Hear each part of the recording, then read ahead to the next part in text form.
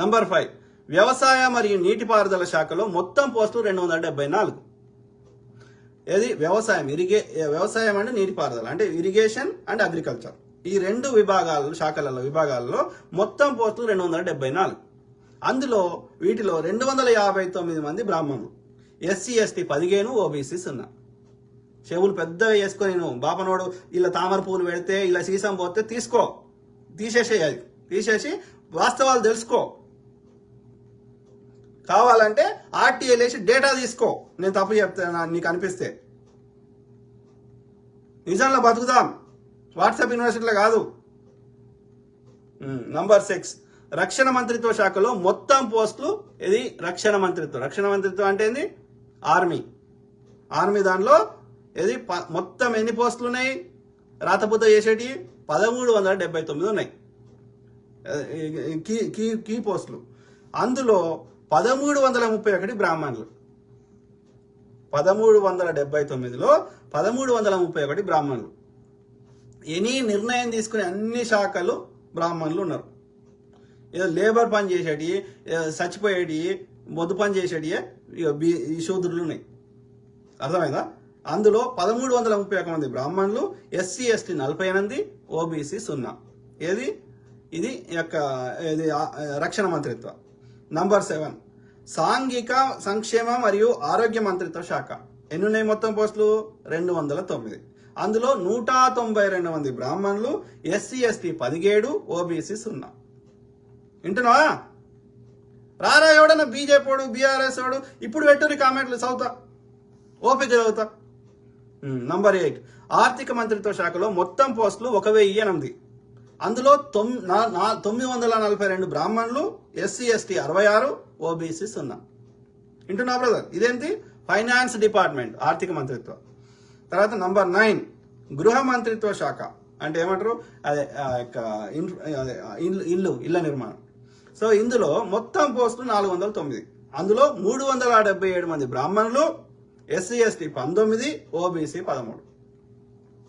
Number 10 కార్మిక శాఖ మంత్రిత్వం అంటే లేబర్ డిపార్ట్మెంట్. ఇది మొత్తం పోస్టులు 74. అందులో 70 మంది బ్రాహ్మణులు, ఎస్సీ ఎస్టీ 4, ఓబీసీ 0. వింటున్నా బ్రదర్? లెక్కలేసుకో. 74లో 70 అంటే ఎంత పర్సెంట్ అవుతుంది? లెక్క. అర్థమైందా? నంబర్ 11 రసాయన మరియు పెట్రోలియం మంత్రిత్వ శాఖ. మొత్తం పోస్టులు 121. అందులో 112 మంది బ్రాహ్మణులు, ఎస్సీ ఎస్టీ 9, ఓబీసీ 0. బీసీల గవర్నమెంట్ కదా. శూద్రునికి ఎన్ని నిబంధనలు పెట్టిండో తెలుసుకో. బ్రిటిష్ వాడు వచ్చినాక మనం కొట్లాడంగా ఎన్ని శూద్రులకు సంబంధించిన నువ్వు పూలే జీవిత చరిత్ర, పూలే దంపతులది ఎవరికి వ్యతిరేకంగా కొట్లాడిరు? ఆ యొక్క సావిత్రిబాయి పూలే తల్లి యొక్క ఆడపిల్లలకు చదువు చెప్తుంటే ఆడపిల్లలకు చదువా అని చెప్పి ఆమె 2 చీరలు కట్టుకొని పోయేది. ఎందుకంటే ఆమె మీద పెండ మట్టి ఇసిరేసేటోళ్ళు ఆడపిల్లలకు చదువు చెప్పొద్దని. ఆడికి పోయినాక ఒక చీర వదిలేసి లోపల ఉన్న చీరతోటి మళ్ళీ చేసి మళ్ళీ ఆ పెండ చీరని మళ్ళీ కట్టుకొని వచ్చేది. చదువురా అయ్యా, తెలుసుకో. ఇప్పటికి బీజేపీ పాలిత రాష్ట్రాల్లో దళితుడు గుర్రం ఎక్కొద్దు పెళ్లి చేసుకునేటప్పుడు, అగ్రకులపోడు ఎక్కాలే. కనుక్కో. పూరిలో కానీ ఈ యొక్క దేవుడి ముందట ఎవడు రథం గుంజేటోడు ఏ కులపోడు. నువ్వు కావాలంటే నీకు వీడియోలతో సహా చూపెడతాను. నేను కాదంటే నువ్వు సెర్చ్ చేయి. ఎవడు రథం గుంజేటోడు, మాలమాది కానీ గుంజేటోడు, అవునా కాదో తెలుసుకో. ఎవడు పెట్టిండా నియమ నిబంధన? చిన్న కావాలని నేను అబద్ధం చెప్తున్నా నీకు అనిపిస్తే ఎంతో మంది విదేశీ పర్యాటకులు వచ్చారు మన దేశానికి. వాళ్ళు భారతదేశ అప్పటి స్థితిగతుల గురించి రాశారు. రాజుల కాలంలో ఎట్లుండే అనేది. అల్బేరూని అని వచ్చిండు ఒక ఆయన, మార్కో పోలో అని వచ్చిండు ఒక ఆయన. చాలా మంది వచ్చారు విదేశీ పర్యాటకులు అప్పుడు ఎందుకంటే వర్తక వ్యాపారం చేసేవాళ్ళు కాబట్టి. ఆ యొక్క పాహియాన్ అంటే అని వచ్చిండు, హుయాన్ సాంగ్ అని అంటే వచ్చిండు. వాళ్ళు రాసిన పుస్తకాలు ఫిరదౌసి ఇట్లా అనేక మంది భారతదేశ చరిత్ర గురించి రాశారు. మెగాస్తనీసి రాసిండు ఇండికా పుస్తకం. చదవండి. ఇప్పుడు చదవాల్సిన అవసరం కూడా లేదు. గూగుల్ అమ్మ తల్లి ఉంది, లేదంటే యూట్యూబ్ ఉంది. యూట్యూబ్లో కూడా కరెక్ట్ ఇన్ఫర్మేషన్ చెప్పేటోళ్ళు ఉన్నారు. అందరు దొంగ నా కొడుకు లేరు. ఇప్పుడు నా లెక్క కొంతమంది మంచిగా చెప్పేటోళ్ళు కూడా ఉన్నారు. నువ్వు కరెక్ట్ ఇన్ఫర్మేషన్ తెలుసుకో. ఇప్పుడు అంటే నువ్వు కూర్చుండి పుస్తకం చదవాల్సిన అవసరం లేదు. ఇప్పుడు ఈజీ అయిపోయింది. ఏదైనా నీ ఫోన్లో ఎవ్రీ ఇన్ఫర్మేషన్ నీ ఫోన్ టిప్లో ఉన్నది. నువ్వు కరెక్ట్ ఇన్ఫర్మేషన్ తెలుసుకో. గూగుల్లో 99% కరెక్ట్ ఇన్ఫర్మేషన్ ఉంటుంది. ఎందుకంటే గూగుల్ అనేది ఒక సెర్చ్ ఇంజన్ మాత్రమే, సెర్చ్ మాత్రమే చేస్తుంది, అది కాంటెంట్ క్రియేట్ చేయదు గూగుల్. ఇక ఫలానా వెబ్సైట్లో ఇన్ఫర్మేషన్ ఉంటే అది మనకి ఆ లింక్ చూపెడుతుంది అంతే. సో ఆ వెబ్సైట్లో ఏది పడితే అది రాస్తే ఆ వెబ్సైట్ని బ్యాన్ చేస్తారు, తీసేస్తారు. ఆ యొక్క పర్టికులర్ శాఖ ఆ యొక్క జస్టిస్ డిపార్ట్మెంట్, న్యాయశాఖ. కాబట్టి ఏది పడితే అది వెబ్సైట్లో రాయరు, రాస్తే దాని వాళ్ళ మీద చట్టపరమైన చర్యలు ఉంటాయి. కాబట్టి కరెక్ట్ ఇన్ఫర్మేషన్ రాస్తారు. సో గూగుల్లో 99% కరెక్ట్ ఇన్ఫర్మేషన్ వస్తుంది. అర్థమైందా? అట్లనే యూట్యూబ్లో కూడా నువ్వు కరెక్ట్గా సెర్చ్ చేసి కరెక్ట్ రిసోర్సెస్, లేదంటే మన దేశ పనులు కాకుండా వేరే దేశ పనులు చూసినా, లేదంటే పర్టికులర్ చరిత్రకారులు ఇప్పుడు వెనకట ఎప్పుడు కానీ గుర్తుపెట్టుకోండి, ఒక రాజు కింద రాజుల కింద ఆస్థాన కవులు ఉండేటోళ్ళు కదా, వాళ్ళు రాసినవి కానీ వాళ్ళు పాడిన రాజును పొగుడుతూ పాడిన వాటిని నమ్మరు ప్రజలు, చరిత్రకారులు నమ్మరు, మేధావులు నమ్మరు. ఎందుకంటే రాజును పొగిడితే వాడి మెడలు ఉన్నాయి, ఈ అన్ని బంగారు కాసులు నగలు అన్ని ఇచ్చేటోడు అన్నట్టు. ఒక ఎగ్జాంపుల్ చెప్తా. ఒక కవి ఏమని పొగుడుతాడు అంటే, కవిని రాజులకు పొగిడించుకోవడం అంటే ఇష్టం, వాళ్ళకి ఒక సరదా అన్నట్టు పొగిడితే. కవులు అట్లా ఇప్పుడు మన శ్రీనాథుడు అట్లా పొగిడితే రాజులని అతనికి మిక్కిలి రొక్కంలో వచ్చింది, రొక్కంలో అంటే సంపద. సో అట్లా డబ్బులు వచ్చినాయి. అదే పోతనామాత్యుని పొగడమంటే నేను రాముణ్ణి పొగుడుతా కానీ రాజును పొగడను, నా యొక్క సాహిత్యాన్ని అమ్ముకోను అంటాడు పోతన. అందుకని రాముని మీద రాస్తాడు.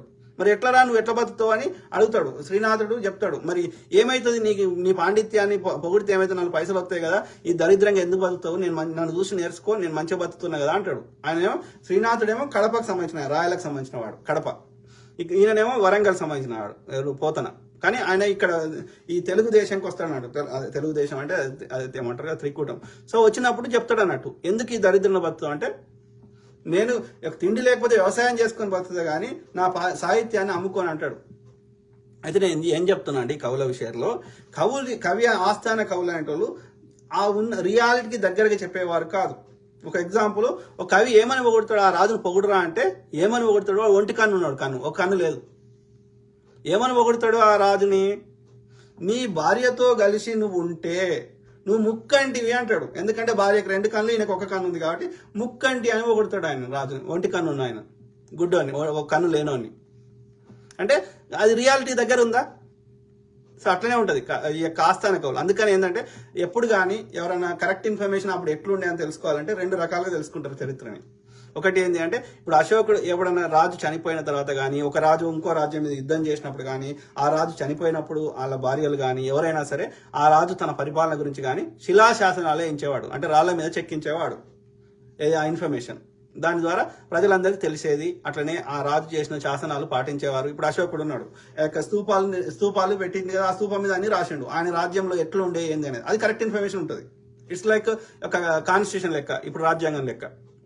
సో అట్లా కాబట్టి most of the correct information మనకి ఎట్లా తెలిసింది, మనకి ఇప్పుడు వాళ్ళ గురించి అంత చరిత్ర ఎట్లా తెలుసు, అప్పుడెప్పుడు అయింది కదా అంటే తవ్వకాలలో వచ్చినప్పుడు ఆ శిలాశాసనాలు దొరికింది. ఇప్పుడు రుద్రమదేవి బేతం చెర్ల అక్కడెక్కడో చనిపోయింది, ఇక్కడెక్కడ చనిపోయింది ఎట్లా తెలిసింది, వాళ్ళ కొడుకు కానీ ఆమె కానీ లేకపోతే వాళ్ళకి సంబంధించిన తర్వాత వచ్చిన వాళ్ళు కానీ ఆ యొక్క లేకపోతే వేరే రాజు ఈమె రాజ్యం మీద దండయాత్ర చేసినప్పుడు కానీ వాళ్ళు శిలాశాసనాలు చెక్కిచ్చారు అన్నట్టు.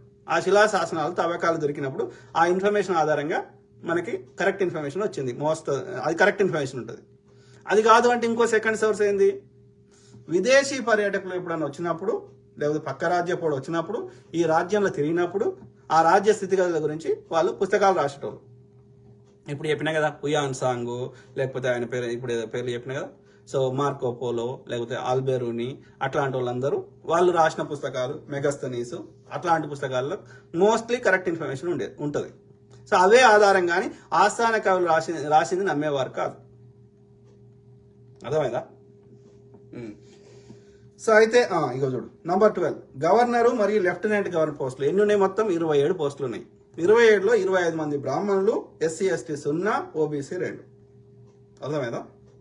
మన పార్లమెంట్కి ఎవరు వస్తారు ఇనాగ్రేషన్కి, ఆ యొక్క మేము సన్యాసులము, మేము సంసారానికి పనికిరాము, ఈ లోకం మీద ఉండేటువంటి ఈ ప్రాపంచిక విషయాలతో మాకు సంబంధం లేదు అని వాడు సన్యాసి అంటే నేను తప్పు చెప్తే వాడు చెప్పిన బాపనోడు చెప్పిన సనాతన ధర్మం ప్రకారమే నేను చెప్తున్నా. సన్యాసి అంటే ఏందో తెలుసుకోండి. వాడు వర్షాకాలం తప్ప మిగిలిన ఏ కాలంలో కూడా ఒక దగ్గర ఉండడు.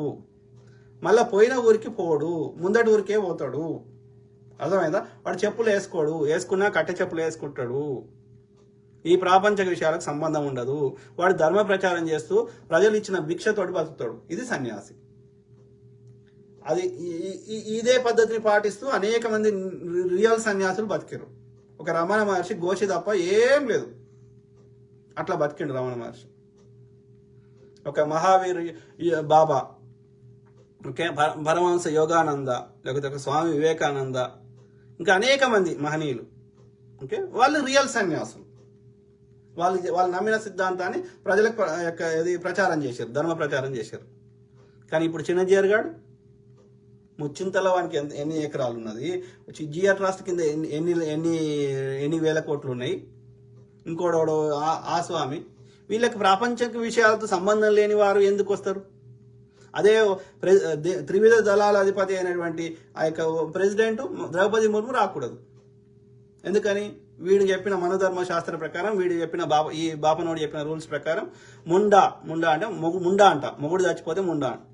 ఎందుకో మరి మొగుడు చచ్చిపోతే ఆమె తప్పేముంది? అలా వాడు వయసు వచ్చిందో లేకపోతే రోగం వచ్చిందో చచ్చిపోయాడు, అలా ఆమెను ఎందుకు తిట్టాలి? ఎవడు చెప్పిండి ఈ ముచ్చట అట్లా తిట్టాలని? మొగుడు చచ్చిపోతే ఆమె తప్పేం లేదు కదా. మరి భార్య చచ్చిపోతే వాడు ముండకొడు, వాడిని ఇంకోటి అన్నారు కదా ముండకొడుకు అని. అంటే స్త్రీని అట్లా చిన్నగా చూసేటువంటి విధానం ఎవడు పెట్టేట్టు? ఈ బాపనోడు కాదు, ఈడు కాదా? ఆలోచించండి. దొంగ నా కొడుకులు. మనం అయినా కానీ మనం ఎట్లా ఫూల్స్ అవుతాం రా అయ్యా? మన తాత ముత్తాతల కంటే ఇంత నాలెడ్జ్ లేదు, చదువుకునే అవకాశం లేదు, వీడు పెట్టిన బాధల నుంచి తప్పించుకునే అవకాశం లేదు. మనకి ఇంతో అంత నాలెడ్జ్ ఉంది కదా, ఇప్పుడు ఇంతో అంత మనకి ఇన్ఫర్మేషన్ ఓపెన్ అయింది కదా, అయినా కానీ మన వాళ్ళ ట్రాప్లు ఎందుకు పడాలి? ఆలోచించండి. గవర్నర్, లెఫ్టినెంట్ గవర్నర్ చెప్పిన కదా, నంబర్ 13 విదేశాల్లో రాయబారి, అందులో 140 మంది బ్రాహ్మణులు, మొత్తం పోస్టులు మొత్తం బ్రాహ్మణులే, ఎస్సీ ఎస్టీ సున్నా, ఓబీసీ సున్నా. ఏది విదేశీ రాయబారులు, అర్థమైందా? అంటే ఎంబసీలో పనిచేస్తారు. ఇది యొక్క విశ్వవిద్యాలయం వైస్ ఛాన్సలర్లు 108 మంది అంట, ఓకే, అందులో ఎస్సీ ఎస్టీ సున్నా, ఓబీసీ సున్నా. ప్రిన్సిపల్ సెక్రటరీ 26 పదవులు ఉంటే 26 బ్రాహ్మణులు, ఎస్సీ ఎస్టీ సున్నా, ఓబీసీ సున్నా. హైకోర్టు న్యాయమూర్తులు 330 న్యాయమూర్తులు ఉంటే 326 మంది బ్రాహ్మణులు, ఎస్సీ ఎస్టీ 4, ఓబీసీ సున్నా. సుప్రీంకోర్టు న్యాయమూర్తులు 23 ఉంటే అందులో 22 మంది బ్రాహ్మణులు, ఎస్సీ 1, ఎస్టీ సున్నా, ఓబీసీ సున్నా. ఐఏఎస్ అధికారులు 3600 మంది ఉంటే 2950 మంది బ్రాహ్మణులు, ఎస్సీ ఎస్టీ 600, ఓబీసీ 50. ఇది ఐఏఎస్ అధికారులు. పీటీఐ పోస్టులు 2700 ఉంటే 2700లో మొత్తం బ్రాహ్మణ్సే, ఎస్సీ ఎస్టీ సున్నా, ఓబీసీ సున్నా. ఇది శంకరాచార్య మఠాలు ఉన్నాయి కదా, అవి మొత్తం బ్రాహ్మణులే. గట్లా నువ్వు ఏదన్నా తీసుకో. మరి ఇక ఇప్పుడు కాంగ్రెస్ వాడు ఏం అన్యాయం చేసిండు రాయ్యా? ఎవరికి అన్యాయం చేసిండు? ఏం అన్యాయం చేస్తున్నాడు? ఎన్ని ఖాళీలు ఉంటే అని భర్తీ చేస్తున్నాం, బ్యాక్లాగ్ ఉంటే బ్యాక్లాగ్ భర్తీ చేస్తాం, మళ్ళీ ఇంకా కొత్త ఖాళీలు ఏర్పడితే అవి భర్తీ చేస్తాం. ఇప్పుడు అన్ని ఒకటేసారి భర్తీ చేయాలంటే అంత బడ్జెట్ ఉండాలి కదా, ఉందా? మొత్తం ఉన్న ఖాళీలు భర్తీ చేసుకుంటా మొత్తం పైసలన్నీ ఈడ పెడితే మరి మిగతా వాటికి ఏం చేయమంటావు? పెన్షన్ ఏమి ఇవ్వమంటావు? రిటైర్ అయిన వాళ్ళకి సోషల్ వెల్ఫేర్లో పిల్లలు గురుకులాలు చదివే పిల్లలకి ఏం తిండి పెట్టమంటావు? రోడ్లు రిపేర్ ఏడికెళ్ళి చేయమంటావు? నియోజకవర్గంలో అభివృద్ధి పనులు ఏడికెళ్ళి చేయమంటావు?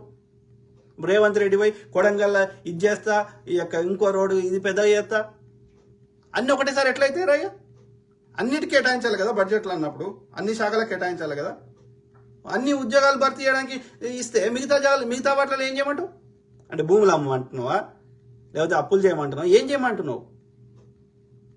చేయరు అట్లా. అది నిరంతర ప్రక్రియ. చెప్పలే కాంగ్రెస్ వాడు వచ్చిన డే 1లా అన్ని చేస్తా అని చెప్పలే. మేము అధికారం వచ్చినాక 5 ఏళ్లలో చేస్తాం. నేను 5 ఏళ్ళు కూడా అంటలేను, వచ్చిన మొదటి 2 సంవత్సరాల్లో మాక్సిమం 90% ఇచ్చిన హామీలు నెరవేరుస్తాం. Have patience. లేదు అంటే మీరు అడ్డుపూలలు వేస్తే ఆ నిరుద్యోగులే మిమ్మల్ని అంటారు, వచ్చే 10 మంది కూడా రానియకపోతే వాళ్ళేది అంటారు. మీరు కొట్లాడితే ఇప్పుడు కాంగ్రెస్ ఇచ్చే ఉద్యోగాలు ఇవ్వకుండా చేస్తే ఏమవుతుంది? మళ్ళీ బీజేపీ బీఆర్ఎస్ వస్తే ఇంత కూడా ఇయ్యది. నేను తప్పు చెప్తే మోడీ ఉన్న ఖాళీలు భర్తీ చేసిండా ఈ 10 ఏళ్లలో? కేసీఆర్ ఇచ్చిండా? బీజేపీ పాలిత రాష్ట్రాలు ఇస్తున్నారా చెప్పండి నాకు. కాబట్టి ఇచ్చేటోని ఇవ్వనియండి, ఇస్తాం. 5 ఏళ్ళ తర్వాత కూడా లెక్కేద్దాం. 5 ఏళ్ళు అయిపోయినాక లెక్కేద్దాం. లెక్కేసి అప్పుడు లెక్క పెడదాం ఇచ్చిండ్రా ఇవ్వలేదని. వాడు ఏం చేసిండు ఆర్ఎస్ ప్రవీణ్ గారు? గురుకులాలకి ఒక్క పైసా సిల్లిగవా ఈ లాంటి కొడుకు ఇవ్వలే. సోషల్ వెల్ఫేర్ డిపార్ట్మెంట్ వస్తున్నాయి. బీసీ డిపార్ట్మెంట్కి ఎన్ని వేల కోట్లు మనం ఇస్తున్నాం బడ్జెట్ ప్రభుత్వం నుంచి. ఆ బీసీ వెల్ఫేర్ కిందనే బీసీ గురుకులాలు పనిచేస్తాయి, ఎస్సీ వెల్ఫేర్ కిందనే ఎస్సీ గురుకులాలు పనిచేస్తాయి. వీడి చేసింది ఆర్ఎస్ ప్రవీణ్ గారు. ఏమైనా చట్టం చేయాలి గురుకులాల్లో, ఏమైనా ఇంప్లిమెంటేషన్ చేయాలంటే గవర్నమెంటే చేస్తుంది చట్టం చేయాలంటే. వీడేం చేసిండు? పెట్టిన అగ్రకుల పైన ఎన్టీ రామారావు ఆ కాన్సెప్ట్ని, దాన్ని ప్రాక్టికల్ ఇంప్లిమెంట్ చేసిన ఒక బ్రాహ్మణ ఆయన ఎస్ఆర్ఎన్ శంకరన్. వీడు ఆ గురుకులాలు చదువుకుని ఎంతోమంది ఐఏఎస్లు ఐపీఎస్లు అయినరు ఆర్ఎస్ ప్రవీణ్ కుమార్ రాకముందు. ఆర్ఎస్ ప్రవీణ్ కుమార్ దిగిపోయినా కూడా అవి బ్రహ్మాండంగా నడుస్తున్నాయి. అలా వీడు చేసింది ఏంది? వీడు చేయడు, చేసేటోనికి బురద తాగుతాడు వాడి రాజకీయాల కోసం. సిగ్గు శరం ఏమైనా ఉండాలి కదా. వీడు అభినవ్ అంబేద్కర్ అని చెప్పుకుంటాడు. వాడు కోట్లు దోసుకుంటా కనిపించిన ప్రతి ఆడదాన్ని చేర్చి దేనికైనా ఒక అద్దు ఉంటుంది. మోహన్ చెక్యాల నాతో కూడా అన్నావుగా రేవంత్ రెడ్డి ఏం లేదు కాంగ్రెస్ గెలుపులో అని. రేవంత్ రెడ్డి లేకపోతే కాంగ్రెస్ లేదు ఈ రోజు అని మీతో నేనే వాదించిన ఆ విషయం ఎలా మర్చిపోయావు? అరే రేవంత్ రెడ్డి అంటే ఆయన కాంగ్రెస్ లో ఒక భాగం రా అయ్యా. రేవంత్ రెడ్డి ఉన్నా ఎవ్వరున్నా కాంగ్రెస్ సిద్ధాంతాలను పాటించాల్సింది అంతే. కాంగ్రెస్ లో ఏ ఉంటాయి పాటించాలి. ఏం చేస్తుండు రేవంత్ రెడ్డి? ఏం చేసిండు? కాంగ్రెస్ ఇచ్చిన హామీలు నెరవేర్చలేడా? కాంగ్రెస్ ఇచ్చిన మేనిఫెస్టో నెరవేర్చలేడా? సోనియా గాంధీని తిడుతున్నాడా? ఏం చేస్తున్నాడు రేవంత్ రెడ్డి? ఒక కాంగ్రెస్ సైనికుడు పనిచేస్తున్నాడు. ఏమన్యాయం చేసిండు రేవంత్ రెడ్డి? గడికోసారి పోయి రాహుల్ గాంధీని కలిసి వస్తుండు కదా. ఇంకా వాళ్ళని ఇనాగ్రేషన్ కూడా పిలుచుకొస్తుండు కదా. రేపు ఎన్నికలు వస్తే వాళ్ళని ప్రచారాన్ని కూడా తీసుకొస్తాడు కదా. మొన్న వచ్చారు కదా రాహుల్ గాంధీ, ప్రియాంక గాంధీ గారు వచ్చారు కదా, ఇనాగ్రేషన్ కూడా వచ్చారు కదా. రేవంత్ రెడ్డి ఒక కాంగ్రెస్ సైనికులు లెక్క పనిచేస్తలేడా? కాంగ్రెస్ ఐడియాలజీని ఇంప్లిమెంట్ చేస్తలేడా? ఆయన ఏం చేసిండు చెప్పండి? 4 పదవులు తనకు సంబంధించిన వాళ్ళకి ఇచ్చుకున్నాడేమో, కానీ పాలసీ విషయంలో మాత్రం, విధానాల్లో మాత్రం కాంగ్రెస్ ఐడియాలజీని ఇంప్లిమెంట్ చేస్తలేడు. యొక్క ఉద్యోగాల కల్పనలో కానీ, ఇది రైతులకి హెల్ప్ చేయడం కానీ, లోన్లు యొక్క మాఫీలు కానీ, పాలసీస్ చేస్తలేడా కాంగ్రెస్ సిద్ధాంతాలు? కాంగ్రెస్ మేనిఫెస్టో ఇంప్లిమెంట్ చేస్తలేడా? ఇలా 4 గ్యారెంటీలు అమలు చేస్తున్నాం. మహిళలకు బస్సు ప్రయాణం ఫ్రీ అన్నాం, చేస్తలేమా? కదా ఇప్పుడు 500 సిలిండర్ ఇస్తా అంటున్నాం, ఇస్తలేమా? ఇప్పుడు ఎలక్ట్రిసిటీ బిల్లు పేదవాళ్ళకి 0 బిల్ చేసినాం. అది కాంగ్రెస్ విధానం కదా, రేవంత్ రెడ్డి విధానం అది. కాంగ్రెస్లో వర్కింగ్ కమిటీలు లేవా? అందరు కలిసి సమిష్టి నిర్ణయాలు చేస్తలేరా? నిన్ననే ఢిల్లీకి పోయొచ్చుడు ఎందుకు? ఈయననే కదా క్యాండిడేట్లు ప్రకటించుకోవచ్చు కదా. ఢిల్లీకి పోయేందుకు ఆ యొక్క మీటింగ్లో ఈయన అభిప్రాయం, అందరి లెక్క ఈయన ఒక అభిప్రాయం చెప్తాడు, కానీ ఈయన నిర్ణయం చేస్తుండే. కాంగ్రెస్లో వర్కింగ్ కమిటీలు రాష్ట్ర స్థాయిలో ఉన్నాయి, కేంద్ర స్థాయిలో ఉన్నాయి, కేంద్ర పరిశీలకులు ఉన్నారు. అందరు కలిసి సమిష్టి నిర్ణయాలు చేస్తున్నారు. రేవంత్ రెడ్డి ఒక్కడే ఫైనల్ అవుతుందా? అయితలేదు కదా. కేబినెట్ మీటింగ్ అవుతున్నాయి కదా. కేసీఆర్ గాయంలో అట్లా కాలే. ఎవడో 3వ తరగతి అయిన పాలమల్లిగాడు ఏం చెప్తాడానికి ఏం తెలుసు? ఏ విషయం మీద అవగాహన లేని బండి సంజయ్ ఏం చెప్తాడు? నోట్ల 4 కిషన్ రెడ్డి ఏం చెప్తాడు? కాంగ్రెస్లో అట్లున్నదా? అప్పుడు ఇప్పుడు సమిష్టి నిర్ణయాలే ఉన్నాయి. ఎస్, ఒక కాంగ్రెస్ సైనికుడిగా రేవంత్ రెడ్డి గారు పనిచేస్తున్నారు, కాంగ్రెస్ సిద్ధాంతాలను ఇంప్లిమెంట్ చేస్తున్నారు. ఏమైంది బ్రదర్ మోహన్ చెట్యాల? నిన్ను గమనించిన, నీతో మాట్లాడినా కానీ నాకు అర్థమైంది ఏంటంటే, నువ్వు ఆ బీఎస్పీ వాడో బీఆర్ఎస్ ఉందో నీ వెనక బీజేపీ ఉందో అని అడుగుతుంది. నీ వెనకాల ఎవరో ఉన్నారు, ఓకే, కావాలని కాంగ్రెస్ ఆయనతో భర్తీలు చేస్తే ఇంకా ఓట్లు ఇంకా ఏడొస్తాయో అని మీకు భయం ఉన్నది. కాబట్టి లంగ చేస్తున్నారు. ఉన్న ఖాళీలు భర్తీ చేయనిస్తలేరు. అది మంచిది కాదు, మంచి పద్ధతి కాదు. ప్రజలు ఊరుకోరు, ప్రజలు మిమ్మల్ని అంటారు పట్టుకొని. మీరు ఎవరైతే ఉన్న ఖాళీలు భర్తీ చేయకుండా ఆ నిరుద్యోగుల జీవితాలతో ఆడుకుంటే ఆ నిరుద్యోగుల పేరు చెప్పుకొని మీరు లంగ రాజకీయం చేస్తారని తంతరు పట్టుకొని నిన్ను నీ బీజేపీని, నీ బీఆర్ఎస్ని, నీ బీఎస్పీని తన్నిండ్రు కదా, తంతనే కదా. 10 ఏళ్ళ నుంచి నేను ఇంకా 10 ఏళ్ళు మా భూమిని ఎంతకాలం ఉంటే జ్యోతి బస్సు కర్ణాటక బెంగాల్ను పరిపాలించినట్టు మా కేసీఆర్ పరిపాలిస్తాడని చెప్పుకున్నాడు. వాడు ఏనాడు ఫ్లైట్ దిగని కేటీఆర్ గాడు ఇలా ఆటోలో తిరుగుతున్నాడు, అది కూడా పింక్ లోగో పెట్టుకొని. ఆల్రెడీ అన్నిర్రు కదా, ఇంకా ఇంకా ఇంకా అన్ని పోతూనే ఉన్నారు కదా. బాబుమోహన్ అంటే ఆయన ఏది బీజేపీలో ఉండలే, విజయశాంతి ఉండలే, రాజగోపాల్ రెడ్డి ఉండలే, అందరు వ్యక్తులే ఉన్నారు కదా. నేను పోటు కానీ దీటు కానీ అన్న ఎవడు రాజగోపాల్ రెడ్డి వాడు ఎవడు వీడు ఈటల రాజేందర్ 2 జాలు ఓడిపోయినాడు. ఇది మీ బతుకులు. 20% ఓట్లు దాటినాయా బీజేపీకి కానీ బీఎస్పీకి కానీ? బీజేపీ బీఆర్ఎస్లో ఉన్న వాళ్ళందరూ వీక్తురు కదరా అయ్యా. ప్రజలు అంతనే ఉన్నారు, మీకు గమనిస్తలేరు అంతే, కళ్ళు మూసుకొని అనుకుంటురు. నేను తప్పు చెప్తే